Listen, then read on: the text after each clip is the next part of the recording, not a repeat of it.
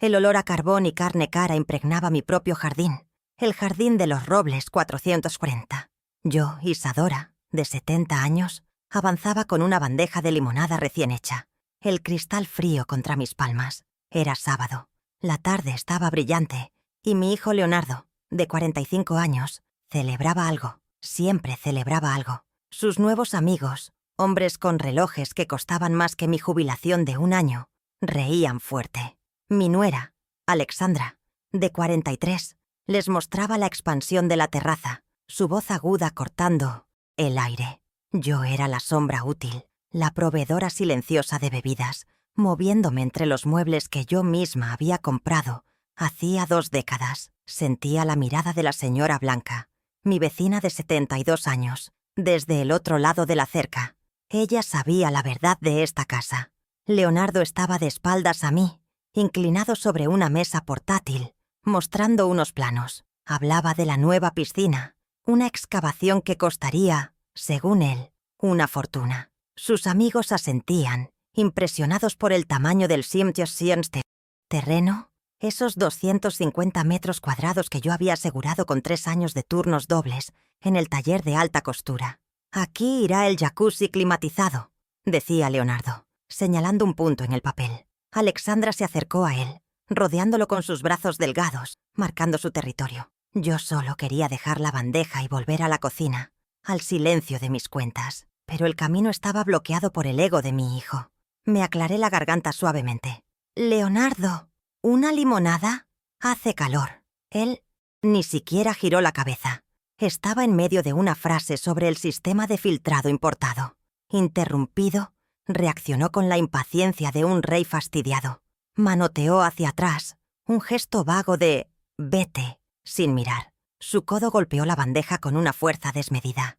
El equilibrio que había mantenido durante 45 años se rompió. La bandeja volcó. Vasos de cristal gruesos se estrellaron contra las baldosas del patio, esparciendo hielo y limonada pegajosa sobre los importantes planos. El silencio fue instantáneo y pesado, roto solo por el goteo del líquido. El rostro de Leonardo se congestionó.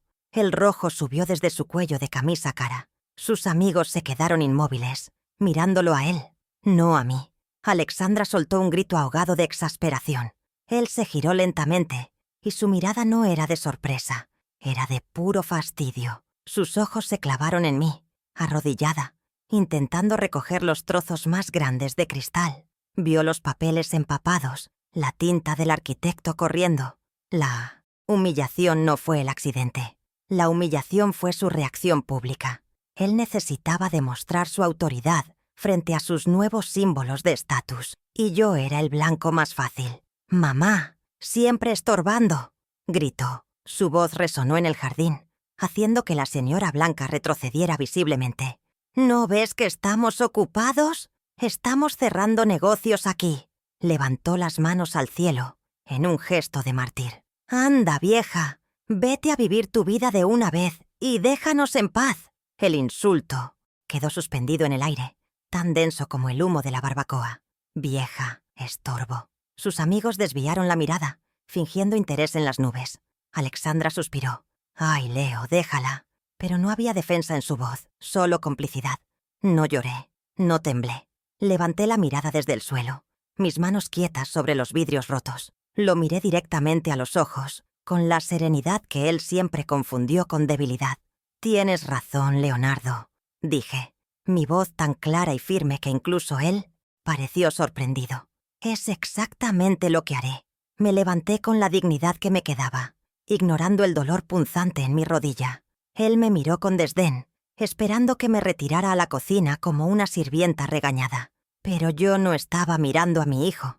Estaba mirando los papeles mojados sobre la mesa, mientras recogía los restos del desastre, usando servilletas para secar los documentos. Mis ojos captaron el objeto pista. Debajo de los planos de la piscina había un fajo de papeles, diferente, ahora transparentes por la limonada. Era una carpeta oficial del Banco Metropolitano. En la carátula, las palabras eran inconfundibles. «Solicitud de hipoteca». Y al lado, una cifra que me heló la sangre. Una cifra que explicaba la urgencia de la piscina y los relojes caros. 100.000 USD. La solicitud estaba a nombre de la propiedad. Los Robles 440. Mi casa. Y en la línea de firma vi mi nombre, Isadora, en una caligrafía temblorosa que apenas reconocía. Doblé esa hoja crucial disimuladamente mientras limpiaba. Leonardo ya se había vuelto hacia sus amigos, reiniciando su discurso, desestimando el incidente. Como les decía, el financiamiento está asegurado. Alexandra me lanzó una última mirada de advertencia. Pero yo ya no estaba allí. Estaba en el banco. Estaba en mis recuerdos. Estaba calculando $100.000. Yo no había firmado ninguna hipoteca. Él había usado el poder notarial que me hizo firmar hace 2 años. Ese solo para los impuestos de la empresa. De mí no se nace. De repente su grito. «Vete a vivir tu vida». No era un insulto. Era una sentencia. Y yo acababa de encontrar la primera prueba para apelarla. Esa firma temblorosa en la solicitud de hipoteca me llevó 25 años atrás. Yo tenía 45 años y mis manos eran fuertes, rápidas, expertas en la seda y el brocado. Trabajaba como costurera principal en la mejor casa de modas de la ciudad. Durante 3 años seguidos, apenas vi la luz del sol. Tomé todos los turnos dobles que ofrecían. Llegaba al taller a las 7 a.m. y no salía hasta la medianoche. El olor a tiza de sastre y el vapor de la plancha industrial eran mi único perfume. Mis ojos ardían bajo la luz fluorescente mientras cosía pedrería en trajes de gala. Y cada puntada era $1 más cerca de la meta. No lo hacía por lujo, lo hacía por seguridad. Conseguí reunir los $45.000 exactos para la entrada de la casa en Los Robles 440. Recuerdo el día en la notaría. El aire olía a papel viejo y cera para muebles. Leonardo, recién casado, con Alexandra, estaba a mi lado, impaciente. «Mamá, fírmalo a mi nombre», me dijo. «Es más rápido. Facilita los trámites del banco. Tú ya estás mayor para estos líos». Yo, ingenua, creí en su lógica. Creí que estaba construyendo un patrimonio familiar. Firmé la escritura poniendo esos 250 metros cuadrados, pagados con mis noches en vela y mis dedos pinchados directamente en sus manos. «Para facilitarle las cosas», me repetí. Ese fue mi primer gran sacrificio. El sacrificio de la propiedad. El segundo fue el del futuro. 10 años después, Leonardo tenía 35 años y un sueño de independencia. Quería fundar Logística Veloz. Yo tenía mis ahorros de toda la vida, guardados celosamente en una cuenta a plazo fijo. Eran $20.000, mi colchón para la vejez, el dinero que aseguraría mi tranquilidad. «Mamá, es una inversión segura. Con esto duplicaremos el dinero en 2 años. Yo me encargo», me prometió, mostrándome gráficos que no entendía. Fui al banco, liquidé mi cuenta y le entregué el cheque. Ese fue el 100% del capital inicial de su empresa. Vi cómo esos $20.000 se transformaban en una oficina alquilada con muebles demasiado modernos y un logo brillante en la puerta. Los primeros años fueron difíciles, y aunque yo era la inversora principal, nunca me consultó una sola decisión. «Tú no te preocupes por los números, mamá. Son complicados», me decía, dándome palmaditas en la mano. Yo, que había manejado los inventarios y los libros contables del taller de modas durante 30 años, que balanceaba presupuestos de hilos y telas importadas al centavo, asentía y me callaba. ¿Cómo podía dudar de mi propio hijo? Él tenía la educación universitaria que yo nunca tuve. Luego, hace 5 años, nació mi nieta Emilia. Fue una luz en la casa, pero también una nueva carga. Alexandra decidió que necesitaba una maestría para realizarse. Eso significaba que alguien debía cuidar a la niña. «Mamá, tú que estás jubilada y no haces nada», dijo Alexandra una noche, con 200, esa dulzura calculadora. «Solo serán las noches, mientras estudio». Esas noches se convirtieron en 4 años ininterrumpidos. 4 años de despertar a las 3 a.m., con el llanto de un bebé, de preparar biberones en la cocina oscura, de mecerla hasta que el sol empezaba a pintar el cielo. Mi salud empezó a resentirse. El reumatismo en mis manos empeoró por la falta de descanso. Leonardo llegaba tarde, oliendo a colonia cara y a veces a licor. «Gracias, mami. Eres un ángel», decía. Antes de desaparecer en su habitación, Alexandra obtenía las mejores notas en su maestría. Su carrera despegaba, mientras la mía se reducía a cambiar pañales y calentar leche. Yo pagaba la casa, había financiado la empresa y ahora criaba a su hija, todo con mi pequeña jubilación, porque mi dinero, decían, ya era dinero de la familia. El microabuso financiero se volvió diario, tan constante como el goteo de una llave mal cerrada. «Mamá, firma esto. Es solo un formulario de impuestos de la empresa». decía Leonardo, pasándome un fajo de papeles mientras yo le daba la cena a Emilia. «Solo la última página». Yo firmaba, confiando. Mi firma se volvió un sello de goma para sus necesidades. «¿Para qué quieres extractos bancarios? Yo me encargo de todo. Tú no entiendes estos números modernos, mamá. Todo es digital». Me aislaron de mi propio dinero, de mi propia casa, de mis propias decisiones. Me convirtieron en una fantasma en mi propia vida. Una sirvienta con el título honorífico de madre. Mientras yo vivía con mi jubilación de $600 al mes, ellos compraban autos nuevos, planeaban piscinas de $100,000. El BMW Serie 5 de Leonardo, color grafito, brillaba en la entrada, un monumento a mi sacrificio. Yo pagaba la comida, los servicios básicos de la casa, para ayudar, mientras ellos desviaban fondos. ¿Y si me quejaba? «Estás exagerando, mamá. Siempre tan dramática». El gaslighting era su herramienta favorita. Cuando una vez pregunté por qué la factura de la tarjeta corporativa, que por error llegó a mi nombre, era tan alta, Alexandra me miró con falsa preocupación. «Isadora, creo que estás olvidando las cosas. Ya habíamos hablado de esto. Son gastos de representación. ¿Te estás sintiendo bien? Quizás deberíamos ver a un médico». La amenaza era clara. Si cuestionaba, estaba senil. Si pedía cuentas, estaba loca. Me estaban borrando legal y mentalmente, pero la humillación en la barbacoa fue diferente. Fue pública. El grito de Leonardo. «Vete a vivir tu vida», rompió el hechizo. Y la vista de esa solicitud de hipoteca fraudulenta no me asustó. Me enfocó. Se habían equivocado. No estaban tratando con una anciana senil que horneaba galletas. Estaban tratando con la mujer que había financiado cada ladrillo de esa casa y cada factura de esa empresa. Se les olvidó quién manejaba los libros en el taller de modas. Descubrí algo más grave que la hipoteca. Un día, revisando mis propios papeles de jubilación, recibí una llamada. Era una agencia de cobros. Aparentemente yo tenía un préstamo personal de $15,000 que estaba en mora. Un préstamo que yo nunca solicité. La sangre se me heló. Leonardo no solo estaba hipotecando la casa, había usado ese mismo poder notarial, firmado entre biberones y formularios de impuestos, para robar mi identidad financiera personal, afectando mi historial crediticio. Ese fue el punto de no retorno. Los $15,000 a mi nombre eran el segundo pilar de su traición. El primero era la casa, el tercero era la empresa. El mapa de los stakes estaba claro. Primero fue mi dignidad doméstica, luego mi seguridad financiera personal, y ahora el patrimonio de mi vida entera. Leonardo no solo quería mi ayuda, quería mi aniquilación financiera para sostener su fachada.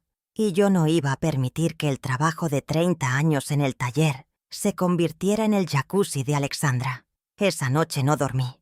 Me encerré en mi habitación, que olía a lavanda y a encierro, mientras la música de la barbacoa seguía sonando en el jardín.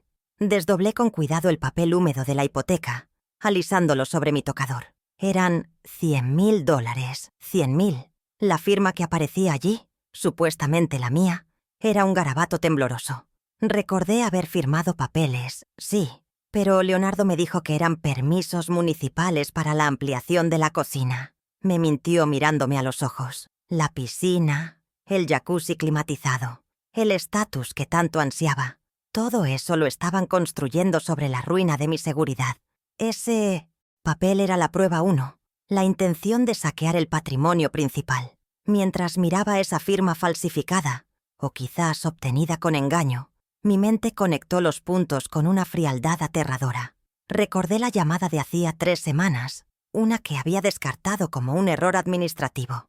Una voz anónima, profesional, preguntando por Isadora. «Señora, la llamamos del banco comercial por el préstamo personal de $15,000 que presenta 2 cuotas vencidas». Yo reí. Le dije que estaba equivocado, que yo solo tenía mi cuenta de jubilación. El hombre insistió. «Figura un poder notarial general a nombre del señor Leonardo. El préstamo fue aprobado y desembolsado el 10 de marzo. Colgué, temblando, diciéndome que era un intento de estafa. Ahora, con la solicitud de la hipoteca en mi mano, esa llamada de cobro adquiría un peso devastador. No era un error, era un patrón. Los $15,000 eran la prueba 2, el saqueo de mi liquidez personal, la destrucción de mi historial crediticio. Leonardo no solo había hipotecado la casa que yo pagué, sino que también había usado ese maldito poder notarial, el que firmé una tarde mientras cuidaba a Emilia, para endeudarme personalmente. Había cruzado la línea del patrimonio familiar y había entrado en el robo de identidad. ¿Qué más había hecho con esa firma? ¿Cuánto más profundo era el agujero que estaba cavando bajo mis pies? Necesitaba parar el pánico y empezar a pensar. El calor de la ira dio paso a la frialdad de la estrategia. Si la casa estaba en riesgo y mi crédito destruido, necesitaba saber qué quedaba. Mis pensamientos volaron a Logística Veloz, la empresa que financié. Recordé mis $20,000, el dinero de mis ahorros de toda la vida. Leonardo siempre lo llamó un regalo de arranque, pero yo recordaba los papeles que firmamos. ¿Dónde estaban? Si él tenía un poder notarial, yo tenía algo mejor. Tenía la memoria de 30 años administrando un taller. Sabía dónde guardaba los documentos, importantes, los que eran míos antes de que Alexandra llegara. Me levanté al amanecer del domingo, mientras la casa roncaba, borracha de su propia arrogancia. Fui a mi armario, al fondo, detrás de los abrigos de invierno que ya no usaba. Moví una pila de sábanas de lino bordadas por mi madre. Allí, en el suelo, había una pequeña caja de seguridad de metal, color gris, de las que se usaban en los años 80. Hacía al menos 15 años que no la abría. La llave, pequeña y de bronce, estaba en mi costurero, mezclada con botones antiguos. El silencio de la casa era total mientras giraba la llave. El clic metálico sonó como un disparo en la penumbra. El olor a papel viejo y a tiempo encapsulado me golpeó. Dentro había pocas cosas. Mi certificado de matrimonio, las escrituras originales de la casa de mis padres y un sobre manila grueso. Lo saqué con manos firmes. No temblaba ahora. Dentro, encontré el contrato social original de Logística Veloz, fechado hacía 10 años. Era la prueba. 3. Mis ojos buscaron la cláusula de capital. Allí estaba, claro como el agua, redactado por un notario. Isadora, aportante de capital, contribuye con la suma de $20,000 USD, constituyendo el 100% del capital inicial de la sociedad. No era un regalo, era una inversión. Me senté en el suelo frío de mi habitación, sosteniendo ese documento amarillento. El impacto de esa línea fue profundo. La empresa no era suya, yo era la inversora. Leonardo era el administrador, el gerente general, pero yo era la dueña del capital. Él había olvidado, convenientemente, esa distinción fundamental. Había tratado mi inversión como su alcancía personal, y ahora, con este papel, yo tenía el derecho legal de pedir cuentas. La hipoteca de $100,000 y el préstamo de $15,000 no eran solo una traición familiar, eran un fraude corporativo contra la principal accionista, yo. Pero tener el contrato social no era suficiente. Necesitaba probar el fraude, la malversación. Necesitaba saber qué había hecho con el dinero de la empresa que justificara semejante hipoteca.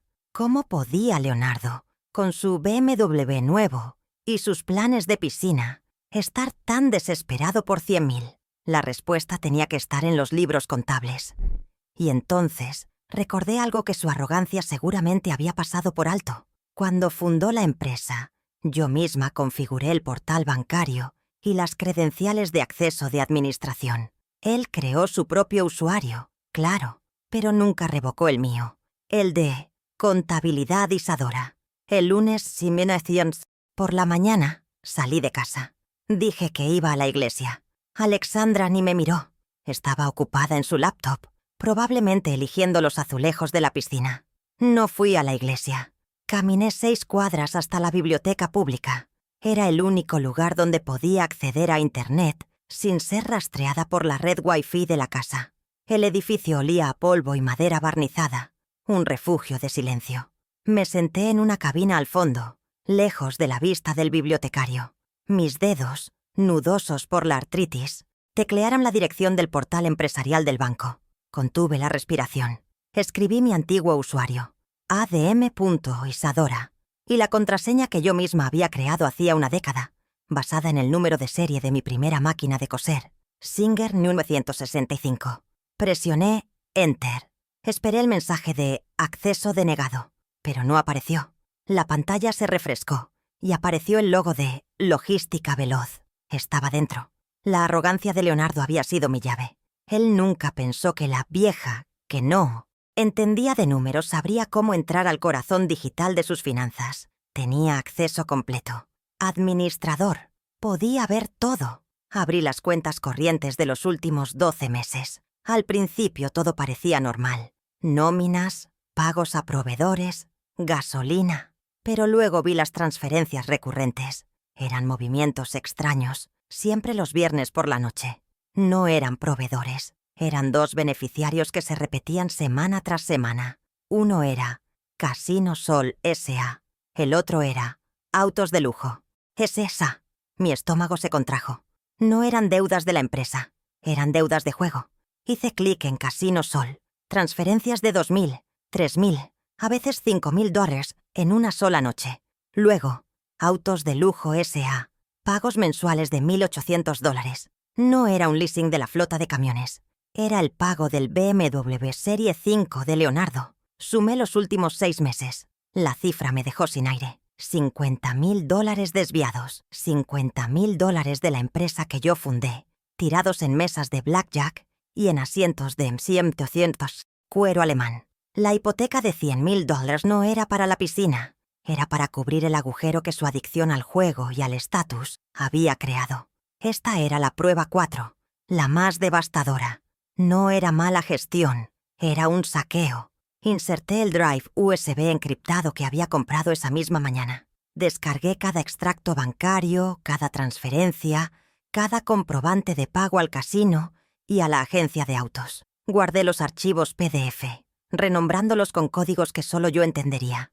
Esto era más que suficiente para una auditoría. Era suficiente para la ruina de Leonardo. Tenía la prueba del fraude patrimonial, la prueba del fraude personal y ahora la prueba de la malversación corporativa. Salí de la biblioteca sintiendo el peso del USB en mi bolsillo. El sol de la mañana me pareció demasiado brillante. Caminé hasta el parque y me senté en una banca. Tenía los documentos, pero me faltaba una cosa. Necesitaba probar la intención, la traición confesa. Los papeles mostraban el qué, pero necesitaba que él mismo me diera el por qué.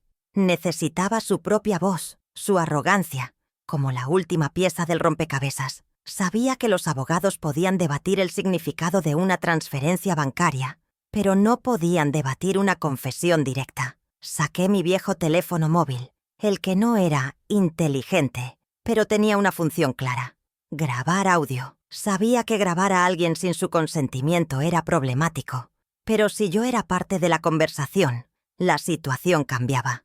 Planéelo, ¿qué diría? Debía sonar confundida, quizás asustada, la vieja que él creía que yo era. Lo llamaría esa tarde, el miércoles. Tenía 48 horas para prepararme para la siguiente fase de mi plan. El martes lo pasé observando. Observé cómo Alexandra discutía con el contratista de la piscina, cómo Leonardo pulía su BMW en la entrada. Los miré como se mira a través de un cristal a especímenes peligrosos. Ya no eran mi familia, eran mis adversarios. Practiqué mi voz, el tono de una madre preocupada. Repasé los documentos en el USB, memorizando fechas y cifras. La frialdad se asentó en mí. Esto ya no era por la casa, era por cada uno de los 30 años que pasé cosiendo para ellos. El miércoles a las 10:00 am, tomé una decisión crucial. Fui a la notaría en ETES 5, la misma donde había firmado la escritura de la casa. Solicité una revocación inmediata de todos los poderes notariales otorgados a Leonardo. Pagué la tarifa de urgencia con el dinero que guardaba en efectivo. A las 10:45 am, el poder notarial estaba muerto. Él aún no lo sabía. Ahora podía hacer la llamada. Estaba legalmente protegida. Cualquier cosa que él hiciera a partir de ese momento, usando ese poder, sería un delito flagrante. Esa misma tarde, el miércoles a las 7:00 p.m., lo llamé. Él estaba en su auto. El ruido del tráfico se filtraba. «Mamá, estoy ocupado. ¿Qué quieres?», dijo, impaciente. Puse el altavoz y activé la grabación. «Leonardo, hijo», dije, inyectando un temblor en mi voz. «Recibí otra llamada del banco por ese préstamo. Estoy asustada. Y vi unos papeles de una hipoteca. ¿Qué está pasando? ¿Usaste el poder que te di?». Necesitaba que él lo admitiera. Él soltó una carcajada. Una risa seca, arrogante, que la grabadora capturó perfectamente. «Ay, mamá, apenas te das cuenta. Claro que usé el poder. ¿Para qué creías que era?». Su tono era de burla. «Mamá, con el poder que me firmaste, todo es mío. La casa, el negocio, todo». Hizo una pausa y sentí la crueldad en sus siguientes palabras. «Acéptalo. Eres una invitada aquí. Deja de molestar con los números y agradece que tienes un techo». Colgó antes de que yo pudiera responder. No importaba. Lo tenía. Apagué la grabación. La prueba 5. El audio que sellaba su destino. No fue un error. Fue una traición confesa. Me quedé mirando el teléfono. La voz de mi hijo resonaba en el pequeño aparato. «Eres una invitada aquí». Mi mano no tembló. Guardé el archivo de audio, una copia en el USB y otra en una nube privada. Ahora tenía las 5 pruebas. La hipoteca de $100,000, el préstamo personal de $15,000, el contrato social original de $20,000, los extractos bancarios del casino por $50,000 y la grabación de su confesión. Tenía el motivo, el método y la admisión. El mapa de mi venganza estaba completo.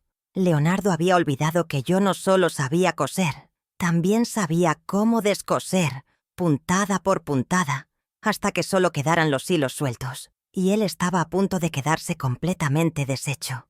Me moví con rapidez. Fui al apartamento de la señora Blanca, mi vecina. Le había contado una versión resumida, solo que necesitaba un lugar seguro. «Hija, sabía que ese muchacho te trataba mal», dijo, acomodándome en el cuarto de huéspedes. «Quédate el tiempo que necesites». Le di las gracias. Desde la seguridad de su apartamento, hice la llamada que lo cambiaría todo. Llamé a la doctora Ferrucci, una abogada corporativa implacable, antigua clienta mía de la casa de modas. «Doctora», le dije por teléfono, «soy Isadora, la costurera. Recuerdo que usted admiraba mi trabajo con los drapeados. Bueno, ahora tengo un problema de pliegues financieros. Tengo pruebas de malversación, fraude y abuso de poder notarial. ¿Puede verme mañana a las 9 am? Hubo un silencio. «Isadora», dijo la doctora Ferrucci, su voz aguda y precisa. «Claro que la recuerdo. Sus puntadas eran perfectas. Traiga todo lo que tenga. Si sus pruebas son tan sólidas como sus costuras, haremos un dobladillo perfecto». El jueves por la mañana me preparé. Vestí mi mejor traje sastre, el que había hecho para mí hacía 10 años, de lino gris, planchado a la perfección. Puse el contrato original, prueba 2, la copia de la solicitud de hipoteca, prueba 1, y la notificación de revocación del poder en un maletín de cuero, el USB con los extractos bancarios, prueba 3, y el audio, prueba 4, renombrada prueba 5 en mi plan mental, estaban en un bolsillo interior. A las 8:00 am, antes de ir a la reunión, tenía una última tarea. Debía dejar la nota. El lunes a las 9:00 am comenzó mi plan silencioso. Salí de casa con mi bolso de diario, diciendo que iba al mercado. Alexandra estaba en el teléfono, discutiendo precios de azulejos importados, y apenas levantó la vista. «No tardes, mamá, que tienes que preparar el almuerzo». Asentí cerrando la puerta principal de los Robles 440 por última vez, como una invitada. El aire de la mañana era fresco. No fui al mercado. Caminé con paso firme, sin mirar atrás, las 6 cuadras hasta el edificio de la señora Blanca. Ella me esperaba con la puerta de su apartamento entreabierta. «Entra rápido, Isadora», susurró. Su hogar olía a café recién hecho y a lealtad antigua. Me sentí segura por primera vez en días. La señora Blanca me acomodó en su salita de estar, un espacio lleno de fotografías y plantas. Sabía que este día llegaría, hija. Ese Leonardo nunca te mereció. Le agradecí su amabilidad, pero fui directa al grano. Blanca, necesito usar tu teléfono fijo. Es una llamada importante, y no quiero que la rastreen a mi móvil. Ella asintió, comprendiendo la gravedad. Me pasó el auricular de baquelita, pesado y frío. Marqué el número de la doctora Ferrucci, la abogada que había admirado mis costuras hacía años. Era una apuesta, pero era la única que tenía. Su secretaria me contestó con voz eficiente. Oficina de la doctora Ferrucci. Buenos días. Buenos días, dije. Mi voz serena, como si estuviera pidiendo una cita para un dobladillo. Mi nombre es Isadora. Fui clienta de la doctora hace tiempo. Tengo un asunto corporativo urgente, relacionado con un contrato social y una malversación de fondos. Tengo pruebas documentales. Hubo una pausa. Podía oír el tecleo rápido. La doctora Ferrucci tiene una cancelación hoy. ¿Puede estar aquí a las 15:00 horas? Confirmé. Tenía 6 horas. 6 horas para repasar mis pruebas, beber el café de Blanca y prepararme para la primera batalla legal de mi vida. Sabía que sin la doctora Ferrucci, mis pruebas eran solo papeles tristes. Llegué a su oficina a las 14:50. Estaba en el distrito financiero, un edificio de cristal y acero que intimidaba. La recepción olía a madera cara y a éxito. Yo, con mi traje sastre gris, me sentía fuera de lugar, pero no inferior. La doctora Ferrucci, de 50 años, salió a recibirme ella misma. Era exactamente como la recordaba. Cabello oscuro recogido, mirada penetrante y una energía implacable. Isadora, qué gusto verla. Pase. Su oficina era impecable, con vistas a toda la ciudad. No había nada personal, solo diplomas y estatuas de la justicia. «¿Té o café?», ofreció, más como una orden que como una pregunta. «Agua está bien», respondí. Nos sentamos. Ella cruzó las piernas, sosteniendo un bolígrafo. «Cuénteme de estos pliegues financieros». No perdí el tiempo. Saqué el primer documento de mi maletín. El contrato social original. Prueba 2. Lo deslicé sobre la mesa de caoba. Fundé Logística Veloz hace 10 años. Aporté $20,000, el 100% del capital inicial. Mi hijo, Leonardo, es el administrador. La doctora tomó el documento. Sus ojos escanearon las cláusulas con una velocidad impresionante. Vi sus cejas arquearse ligeramente. «Esto es hierro puro, Isadora. Usted es la dueña del capital. Él solo administra». «Él ha estado administrando mal», continué. «Me hizo firmar un poder notarial general hace 2 años, alegando impuestos. Lo usó para sacar un préstamo personal de $15,000 a mi nombre. Y el sábado descubrí esto. Deslicé la copia de la solicitud de hipoteca de $100,000. Prueba 1. La doctora Ferrucci la miró. La firma es temblorosa. ¿Es suya? Pudo ser obtenida bajo engaño, entre un fajo de otros papeles, expliqué. Pero el propósito era financiar una piscina y creo que cubrir otras deudas. Ella asintió, su rostro una máscara de concentración profesional. Esto es abuso de confianza, posiblemente fraude. Tengo más, dije. La doctora Ferrucci me miró con nuevo interés. ¿Qué más? Le expliqué mis sospechas sobre los gastos de la empresa y mi antiguo acceso al portal bancario. «Necesito probar la malversación», le dije. Ella se inclinó hacia adelante. «Isadora, si usted accede a esas cuentas, debe hacerlo desde un lugar público, una biblioteca, y debe descargar todo, extractos, transferencias, beneficiarios. Necesitamos el patrón de desvío. Si lo que dice es cierto, no solo recuperará la empresa, sino que podremos anular esa hipoteca basándonos en el fraude corporativo». Me dio un consejo clave. No le hable de esto a nadie, ni siquiera a su vecina. A partir de ahora, solo hablamos usted y yo. Salí de su oficina a las 17:00. El sol bajaba, pero mi energía estaba en su punto más alto.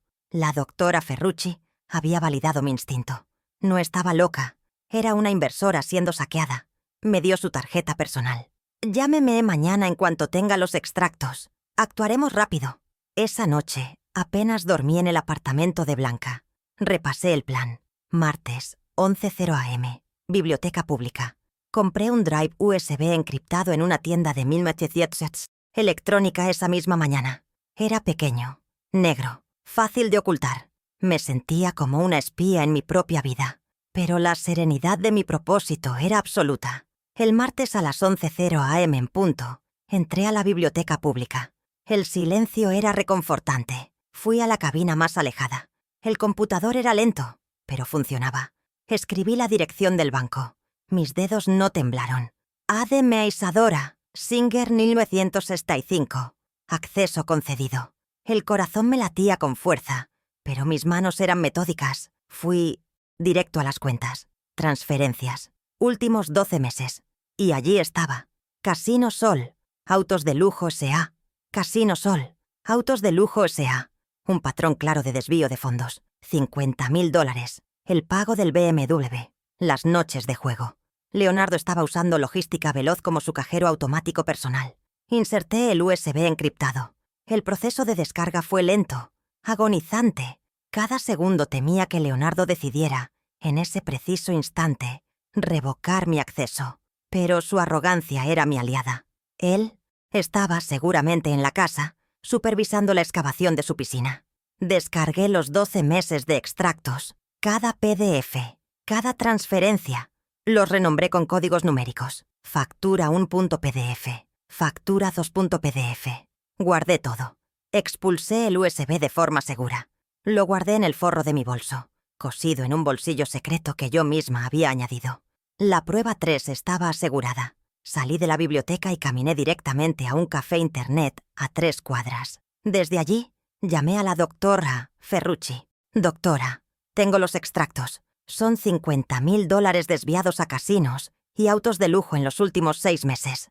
Hubo un silencio en la línea, un silencio de apreciación profesional. Excelente, Isadora. Excelente. Ahora, el siguiente paso es crítico. Debe revocar ese poder notarial. Inmediatamente. Vaya mañana a primera hora a la notaría Anderro 5, donde dice que lo firmó. Pida una revocación con efecto inmediato. Sin eso, él puede seguir contrayendo deudas a su nombre. Hágalo antes que nada. El azar. Miércoles a las 10:00 am. Estaba en la notaría Anderro 5, el mismo lugar donde había cedido mi poder. El aire olía igual, a papel viejo. Hablé con el notario, un hombre mayor que me recordaba vagamente. Quiero firmar la revocación inmediata de todos los poderes otorgados al señor Leonardo, dije con firmeza. El trámite fue rápido. Pagué la tarifa de urgencia con mi propio dinero. A las 10:45 am, firmé el documento. Sentí un peso invisible levantarse de mis hombros. La herramienta legal de Leonardo acababa de ser destruida. Él ya no podía firmar por mí. Él aún no lo sabía, y eso era mi ventaja táctica. Con la revocación notariada en mi bolso, junto al USB, me preparé para el siguiente paso. La prueba 4, la grabación. La doctora Ferrucci me había advertido. Si usted participa en la conversación, es admisible como prueba de sus intenciones. Sea cuidadosa. Pasé la tarde en el apartamento de Blanca, ensayando mi tono. Tenía que ser la madre asustada, la vieja, confundida que él creía que yo era. A las 19:00 respiré hondo. Marqué su número desde mi celular, con la grabadora de voz activada y el altavoz puesto. Él contestó al tercer tono. Sonaba irritado. El ruido del tráfico de fondo. ¿Qué quieres, mamá? Estoy ocupado. Perfecto. Estaba conduciendo su BMW pagado con mi dinero. Leonardo, hijo, dije, mi voz temblando convincentemente. Estoy muy asustada. Me llamaron del banco otra vez por un préstamo de $15.000 y vi unos papeles, una hipoteca. ¿Usaste el poder que te di? Necesitaba que lo admitiera. Su risa fue mi respuesta. Una risa fría, arrogante, que la grabadora capturó con una claridad cristalina. Ay, mamá, apenas te das cuenta. Claro que usé el poder. ¿Para qué creías que era? Mi sangre se heló, pero mantuve el personaje. Pero la casa, el negocio. Su respuesta selló su destino. Mamá, con el poder que me firmaste, todo es mío. La casa, el negocio, todo. Su voz subió de tono, la arrogancia goteando en cada sílaba. Acéptalo de una vez. Eres una invitada aquí. Deja de molestar con los números y agradece que tienes un techo. Y colgó. Me quedé mirando el teléfono. La grabación estaba completa. No fue un error, fue una traición confesa. Guardé el archivo de audio inmediatamente en el USB encriptado, junto a los extractos bancarios. Ahora tenía todo el arsenal. Llamé a la doctora Ferrucci. Tengo la confesión. Admitió haber usado el poder para tomarlo todo. Y me llamó invitada en mi propia casa. La doctora dijo una sola palabra. Perfecto. Luego continuó. Isadora, es hora. Como dueña del capital, usted tiene el derecho de convocar una auditoría de emergencia. Redactaré la notificación legal ahora mismo. La enviaremos por correo certificado. Pero para el impacto que queremos, usted debe entregar una copia en persona. ¿Está lista? Estoy lista, respondí. La estrategia estaba diseñada. Ahora venía la ejecución. El jueves por la mañana, a las 8:00 am, el día de Leonardo y Alexandra estarían durmiendo, agotados de su vida de lujo. Usé mi llave original de la casa de los Robles 440. La cerradura giró sin ruido. Entré en la casa que yo había pagado. Estaba en silencio. El aire estaba viciado. Olía a los restos de la cena de anoche. Me moví como una sombra por mi propia cocina, sobre la impecable isla de granito, donde tantas veces había servido el desayuno. Coloqué un sobre blanco, tamaño oficio. Dentro no había una carta de despedida. Había una notificación formal. El sobre era grueso. Contenía la copia de la convocatoria de auditoría y la copia de la revocación del poder notarial. Encima del sobre, dejé una nota escrita a mano, con mi caligrafía clara, la caligrafía de la administradora, no la de la abuela senil. Era una nota corta, precisa y letal. Sabía que Leonardo la leería al despertar, probablemente mientras buscaba su café, y el terror anularía los efectos de cualquier resaca. Dejé que las palabras hicieran el trabajo por mí. Salí de la casa tan silenciosamente como entré. Cerré la puerta. El sol apenas salía. Me dirigí al apartamento de Blanca, donde me cambiaría para la reunión. Sabía que en ese momento, la paz en los Robles 440 se estaba rompiendo. La nota que dejé sobre la mesa de la cocina no era un adiós, era una citación. Era el comienzo del fin de su farsa. El plan silencioso había concluido su primera fase. La segunda, la confrontación, estaba a solo 2 horas de distancia. Imaginé a Leonardo abriendo el sobre, sus manos temblando. Imaginé a Alexandra, leyendo por encima de su hombro, su rostro palideciendo. La nota era muy clara. No dejaba lugar a dudas. No era una súplica. Era una orden. El poder había cambiado de manos antes de que ellos siquiera se dieran cuenta. La vieja, que estorbaba, había resultado ser la dueña del tablero de juego. Y el juego acababa de comenzar. Mi nota, escrita en un papel membretado que había tomado de la oficina de la doctora Ferrucci el día anterior, decía: Leonardo, tomé tu consejo, fui a vivir mi vida. Esa era la única concesión a la emoción. El resto era puro negocio, frío y afilado como mis tijeras de costura. Sabía que la siguiente línea lo destrozaría. ¿Creías que 30 años manejando inventarios no me habían enseñado a leer números? El párrafo final de la nota era el verdadero golpe, el que lo haría correr a la oficina. Como dueña del 100% del capital de Logística Veloz, basado en el contrato social artículo 4, he convocado una auditoría de emergencia por sospecha de fraude y malversación de 1.900 fondos. Te espero en la oficina a las 10:00 am con mis abogados y el equipo de auditores. Trae tus libros contables. Isadora. Eran las 9:15 am del jueves. La nota llevaba sobre la mesa de la cocina de los Robles 440 exactamente 1 hora y 15 minutos. Yo no estaba allí para ver la explosión. Estaba sentada en un café al otro lado de la calle del edificio de oficinas de Logística Veloz. El local estaba lleno de ejecutivos tomando su café matutino. El aire olía a expreso fuerte y a croissants de almendra. Yo tomaba un té de manzanilla, mis manos quietas alrededor de la taza caliente. Frente a mí, la doctora Ferrucci revisaba una última vez el contrato social. Su presencia era un escudo. Estábamos esperando que dieran las 9:45 am para cruzar la calle hacia la auditoría de las 10:00 am. Este era el respiro estratégico, La calma fría antes del clímax. De repente, la puerta del café se abrió de golpe, haciendo sonar la campanilla con violencia. El murmullo de las conversaciones se detuvo. Era Alexandra. Su cabello, normalmente impecable, estaba desordenado. Estaba pálida, pero sus ojos ardían de furia. Me escaneó, me encontró y avanzó entre las mesas como un torpedo. Se detuvo frente a nosotras, sus nudillos blancos de apretar su bolso de diseñador. «Tú», siseó, su voz temblando. «¿Cómo te atreves, vieja insolente? Leonardo está como loco. Vas a destruir a tu propia familia». Las cabezas en el café se giraron. Esta era una escena pública, pero no la que ella esperaba. Yo no me inmuté. Tomé un sorbo de mi té. La miré con la misma serenidad con la que había recogido los vidrios rotos en la barbacoa. «Alexandra», dije, mi voz baja pero clara, obligándolas a inclinarse si quería oírme. «Baja la voz. Estás haciendo un espectáculo. Y ya no soy tu familia. Soy la dueña del capital de la empresa que estás ayudando a saquear». Ella jadeó, como si la hubiera abofeteado. Miró a la doctora Ferrucci, dándose cuenta de que yo no estaba sola. «¿Y esta? ¿Quién es? ¿Tu amiguita de la iglesia?»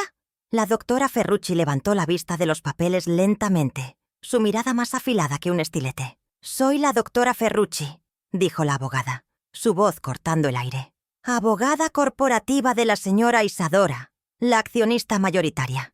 Y le recomiendo que mida sus palabras. La difamación en un lugar público puede añadirse a la lista de quejas que discutiremos a las 10:00 am». Alexandra retrocedió un paso. El color subió a sus mejillas. Estaba acostumbrada a gritarle a la servidumbre, no a enfrentar a una abogada corporativa antes de su segundo café. Había venido a intimidarme, a usar la culpa como siempre, y había chocado contra una pared de legalidad y frialdad. Esta era una pequeña victoria. Vi su pánico. Ella intentó cambiar de táctica, recurriendo al último recurso de un manipulador, la amenaza velada. «Estás cometiendo un error terrible, Isadora. ¿Has pensado en Emilia? ¿Has pensado en tu nieta? Si sigues con esta locura, si arruinas a su padre, te juro que no la volverás a ver». El aire se volvió hielo. Las otras personas en el café desviaron la mirada, incómodas. Tocó el único punto que me dolía. Sentí la punzada, pero no dejé que llegara a mis ojos. La doctora Ferrucci lo notó. Esta era la tensión que necesitábamos, la confirmación de su desesperación. Antes de que yo pudiera responder, la doctora Ferrucci se puso de pie lentamente. No era alta, pero su autoridad llenaba el espacio. «Señora», dijo dirigiéndose hacia Alexandra, «intento de extorsión emocional y amenaza sobre los derechos de visita de un menor. Gracias por confirmar el carácter de su cliente. Tenemos cámaras de seguridad en este café. Ahora, si nos disculpa, mi clienta y yo tenemos que prepararnos para la auditoría que usted y su esposo han hecho inevitable, a menos que quieran admitir el fraude de $50,000 aquí mismo». Alexandra se quedó boquiabierta. La palabra fraude, dicha en voz alta y pública, la desarmó. La vi temblar. La arrogancia se había evaporado, dejando solo miedo. Miró a su alrededor, a los rostros curiosos de los ejecutivos. Su estatus, su reputación, se estaba desmoronando en un café a las 9:30 am. Esta pequeña victoria cambió la dinámica. Ya no éramos la vieja y la abogada. Éramos la acusación, y ella era la culpable huyendo. «Ustedes se arrepentirán», farfulló, pero la amenaza estaba vacía. Dio media vuelta y salió casi corriendo del local, la campanilla sonando burlonamente tras ella. El silencio volvió, pero ahora estaba cargado de tensión. Miré a la doctora Ferrucci. Ella volvió a sentarse, tan calmada como antes. «Bien», dijo, como si nada hubiera pasado. «Ahora saben que vamos con todo. Saben que tenemos los números y que no tenemos miedo. La amenaza sobre su nieta, eso lo usaremos, Isadora. Pero no para parar, sino para asegurar que usted obtenga la custodia legal». Asentí, mi corazón latiendo con fuerza. La batalla no estaba ganada, pero el equilibrio de poder había cambiado, irreversiblemente. La humillación pública de Alexandra era el preludio perfecto para el clímax que estaba por comenzar en la oficina de Logística Veloz. Eran las 9:40 am. Era hora de cruzar la calle. A las 10:00 am, en punto, Cruzamos el vestíbulo de logística veloz. El aire acondicionado era demasiado frío y olía a aromatizante de pino industrial. La recepcionista, una joven que yo no reconocía, nos miró con sorpresa. «Tengo una una auditoría convocada», dije. Antes de que pudiera responder, la puerta de la sala de juntas se abrió. Allí estaban el señor Ramírez, el auditor contable que la doctora Ferrucci había contratado, un hombre gris y metódico, y dos empleados veteranos, Marta, la jefa de tráfico, y Carlos, el contador que Leonardo había degradado a la asistente. Eran mis testigos, la platea que importaba, aquellos que sabían cómo funcionaba la empresa antes de Alexandra. La sala de juntas era el epítome del ego de Leonardo. Una mesa de madera oscura demasiado grande para el espacio, sillas de cuero falso y una enorme pantalla de televisión apagada. La doctora Ferrucci y el señor Ramírez se sentaron a la cabecera, abriendo sus maletines con una eficiencia escalofriante. Yo me senté a su lado, colocando mi bolso sobre la mesa. Marta y Carlos se sentaron contra la pared, con carpetas en sus regazos, sus rostros tensos. Se sentía la electricidad de una ejecución. El escenario estaba listo. La puerta de la sala de juntas se quedó abierta, esperando a los actores principales. Esperamos 3 minutos. 3 minutos que se sintieron como 3 horas. El único sonido era el zumbido del proyector que el señor Ramírez estaba conectando. Entonces, los oímos. La risa de Leonardo resonó en el pasillo, seguida por el taconeo agudo de Alexandra. Llegaban tarde. Una demostración de poder. Entraron en la sala sin aliento, riéndose de un chiste privado. Leonardo me vio y su sonrisa se congeló, convirtiéndose en una máscara de irritación. Alexandra, todavía pálida por nuestro encuentro en el café, se recompuso, adoptando una postura de superioridad. «¿Mamá?», dijo Leonardo, su voz llena de desdén. «¿Qué es esta broma? ¿Interrumpiendo un día de trabajo? Tienes 5 minutos». Se sentó frente a mí, desabrochando su saco. Alexandra permaneció de pie detrás de él, cruzando los brazos, como una guardia. «Leonardo», dije con calma, mi voz resonando extrañamente firme en la sala. «Esta no es una visita social. Esta es la doctora Ferrucci, mi abogada corporativa». Leonardo bufó. «¿Abogada? ¿Para qué? ¿Vas a demandarme por no comerme tus vegetales?». La doctora Ferrucci no sonrió. Colocó un documento sobre la mesa y lo deslizó hacia él. El papel era amarillento, frágil en los bordes. «Señor Leonardo», dijo la doctora, «esta es la prueba número 1. Es el contrato social original de Logística Veloz. ¿Reconoce la cláusula de capital?». Leonardo miró el papel sin tocarlo, como si quemara.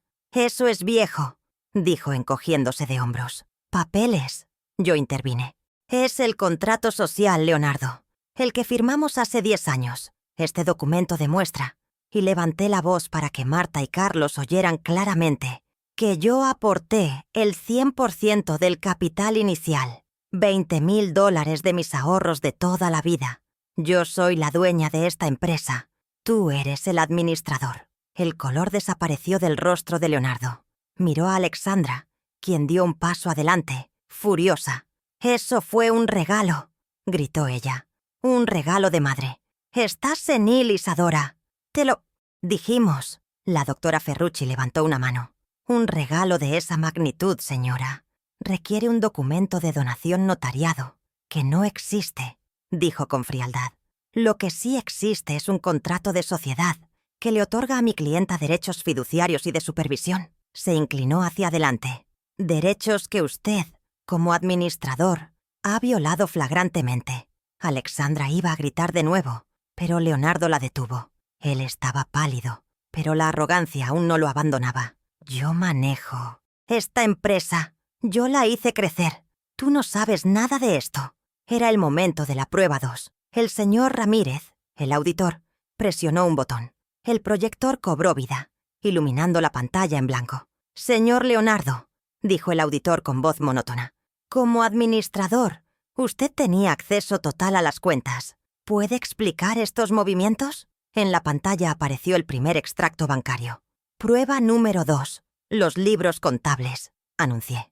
La pantalla se llenó de líneas de transferencias. Casino Sol S.A. $5,000. Autos de lujo S.A.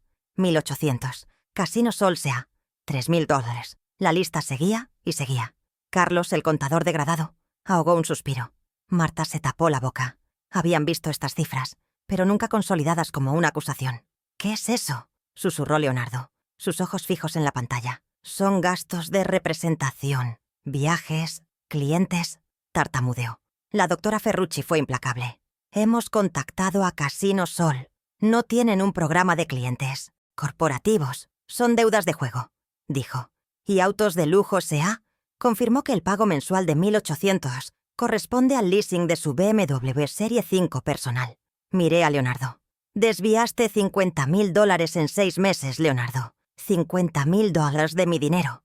La hipoteca de $100.000 que intentaste sacar de mi casa, ¿era para cubrir esto?». Fue demasiado para él. El miedo se convirtió en rabia. Se puso de pie de un golpe, haciendo temblar la mesa. «¡Tú me diste el poder!», gritó, su rostro rojo, la vena palpitando en su sien. «Tú me diste control total. Firmaste el poder notarial, mamá. Todo es mío. La empresa es mía. La casa es mía». Se señaló a sí mismo, frenético. «Tú firmaste. Lo admitiste. Todo es legalmente mío». Alexandra sonreía ahora, una sonrisa triunfante y cruel. Creían que esa era su carta ganadora. Era exactamente la confesión que yo esperaba. Mantuve la calma. Saqué mi teléfono móvil, el viejo, el sencillo. Lo coloqué sobre la mesa y presioné reproducir. «Prueba número 3. La intención», dije. Mi propia voz temblorosa llenó la sala. «¿Usaste el poder que te di?». Y luego la voz de Leonardo, clara, arrogante, capturada perfectamente. «Ay, mamá, claro que usé el poder. Con el poder que me firmaste, todo es mío. La casa, el negocio, todo. Eres una invitada aquí». Apagué la grabación en el silencio sepulcral. Marta y Carlos me miraban con una mezcla de horror y admiración. Leonardo se quedó congelado, su propia voz traicionándolo en el aire. Él me miró, sus ojos desorbitados. La arrogancia se había roto, reemplazada por puro pánico. Intentó hablar, pero solo salió un balbuceo. Yo no... Alexandra se abalanzó sobre el teléfono. «Eso es ilegal. Nos grabaste». La doctora Ferrucci la bloqueó con el brazo. «Es perfectamente admisible, señora. Mi clienta participaba en la conversación y estaba grabando la admisión de un delito continuado de fraude. Pero, hablando de legalidad», hizo una pausa dramática. Sacó un último documento de su maletín, uno con sellos azules y rojos brillantes. «Esto es la prueba número 4.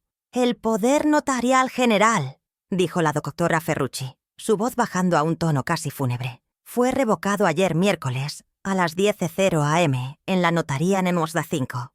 Deslizó la revocación notariada sobre la mesa.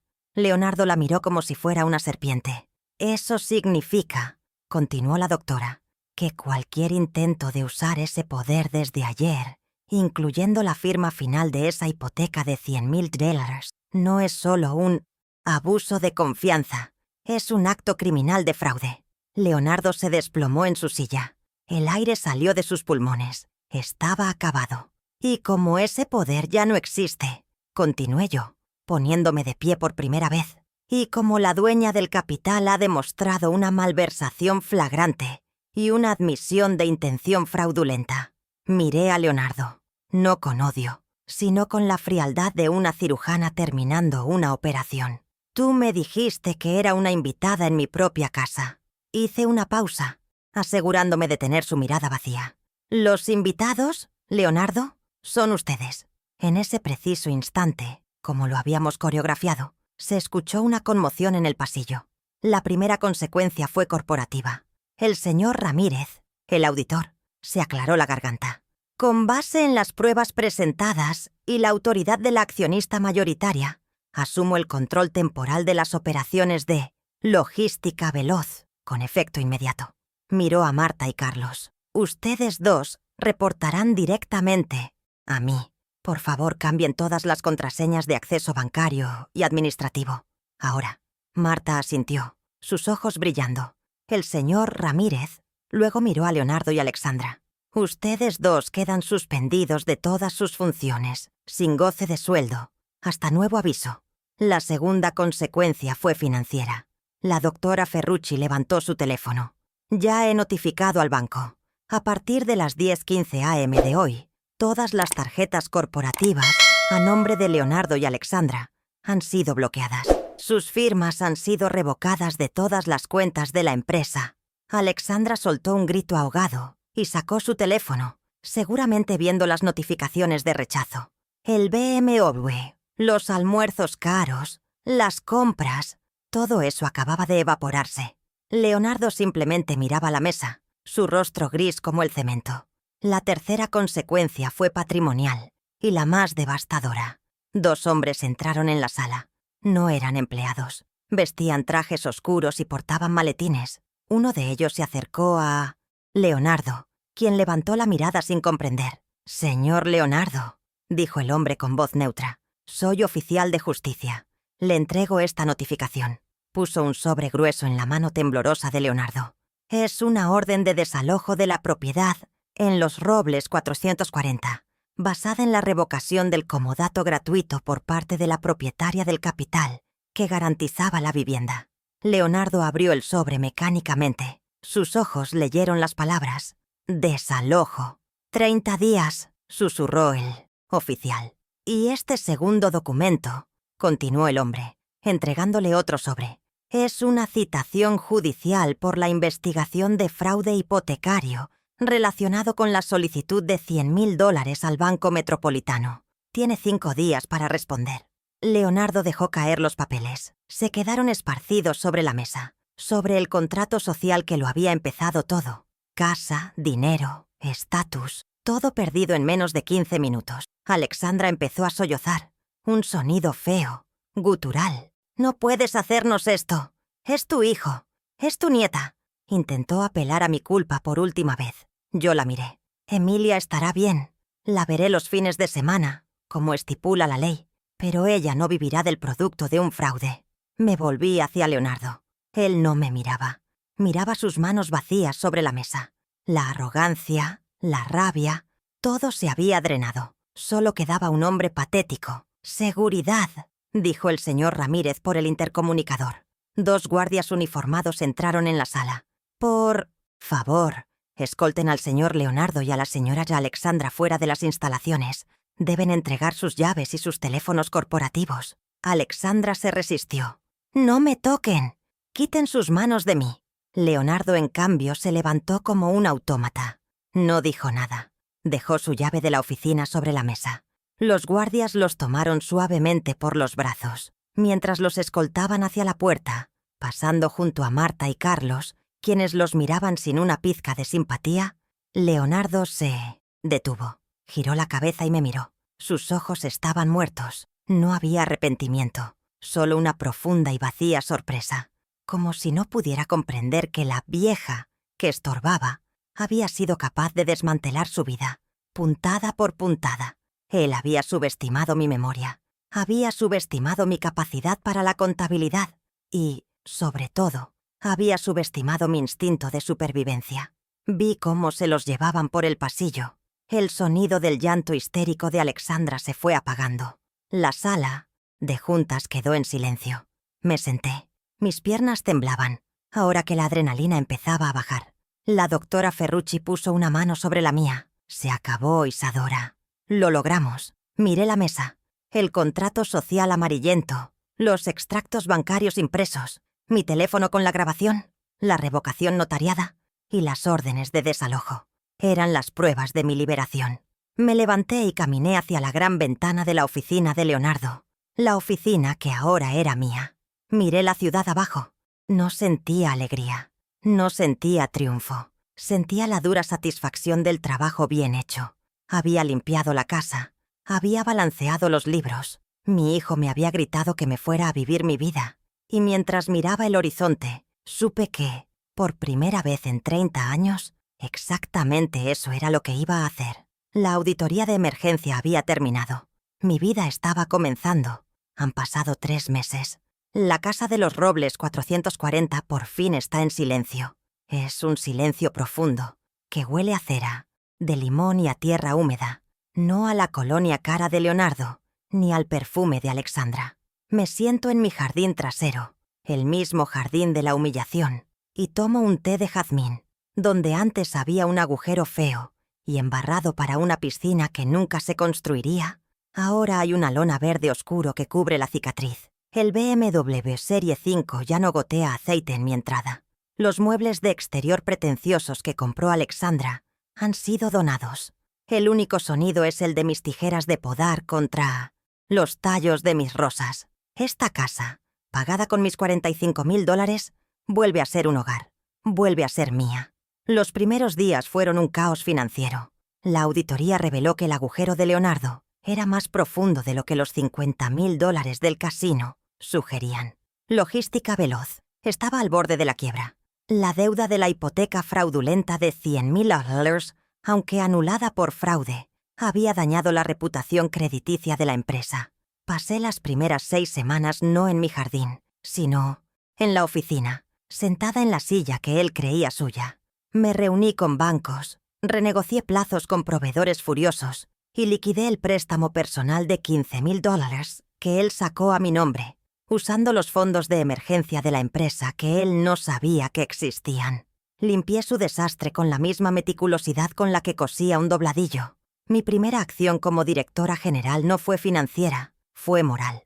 Recontraté a Marta, la jefa de tráfico, y a Carlos, el contador. Los llamé personalmente. Carlos lloró al teléfono cuando le ofrecí su antiguo puesto, con un aumento del 20% por los años de humillación y el sueldo rebajado que Leonardo le impuso. Marta regresó con una lealtad feroz. Juntos, los tres, estamos reconstruyendo la empresa. Ellos conocen las rutas, los clientes, los números reales. Yo conozco la administración y sé cómo oler una factura falsa a 1 kilómetro. La oficina ya no funciona con miedo y arrogancia. Funciona con la eficiencia silenciosa de mis 30 años en el Itzos Cientos, taller de modas. He establecido nuevas reglas en mi vida personal. La casa es mi santuario. Nadie entra sin mi permiso. He cambiado las cerraduras, aunque Leonardo me devolvió su llave el día del desalojo. He vuelto a cocinar, pero cocino para mí. Platos sencillos que me gustan, no los complicados menús que Alexandra exigía para sus cenas. Mi jubilación de $600 ahora se siente abundante, porque ya no subsidia un estilo de vida fraudulento. La dignidad no regresó con la firma de un abogado. Regresó con cada pequeña decisión de poner mis necesidades primero, después de 45 años de ponerlas al último. Hoy es sábado. Es el día de visita de Leonardo. A las 10:00 am en punto, un auto modesto, un sedán gris de segunda mano, se estaciona frente a la casa. Ya no se atreve a usar la entrada. Lo observo desde la ventana de la sala. Baja del auto. Su ropa está arrugada. La arrogancia ha sido reemplazada por una especie de cansancio gris. Toca el timbre. No la puerta, el timbre. Es un visitante. Yo abro la puerta, pero no salgo. Mi nieta Emilia, de 5 años, corre hacia él con una pequeña mochila rosa. Ella es la única víctima inocente en esto, y mi corazón se duele por ella, pero no lo suficiente como para ceder. Leonardo se agacha para abrazar a Emilia. Evita mi mirada. Cuando se levanta, sus ojos finalmente encuentran los míos. Están vacíos, sin la chispa de antes. «Gracias, mamá», murmura. Le entrego la mochila de Emilia, asegurándome de que mis dedos no rocen los suyos. El contacto físico ha terminado. «Leonardo», digo, mi voz tranquila pero dura como el acero. «Quiero que las reglas queden claras. Puedes ver a Emilia los sábados y domingos, de 10 a 6. La recogerás en la puerta. No entrarás a mi casa». Él asiente tragando saliva.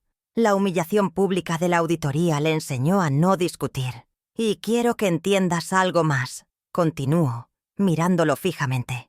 «Mis finanzas y las tuyas están separadas permanentemente. La empresa pagará las deudas que contrajiste en su nombre, porque es mi empresa y yo respondo por ella. Pero las deudas de juego, las deudas personales que ocultaste, el dinero que le debes a Alexandra, todo eso es tuyo». Hago una pausa. «Te quedaste con tu auto y tus deudas. Yo me quedé con mi casa y mi empresa. Me parece un intercambio justo».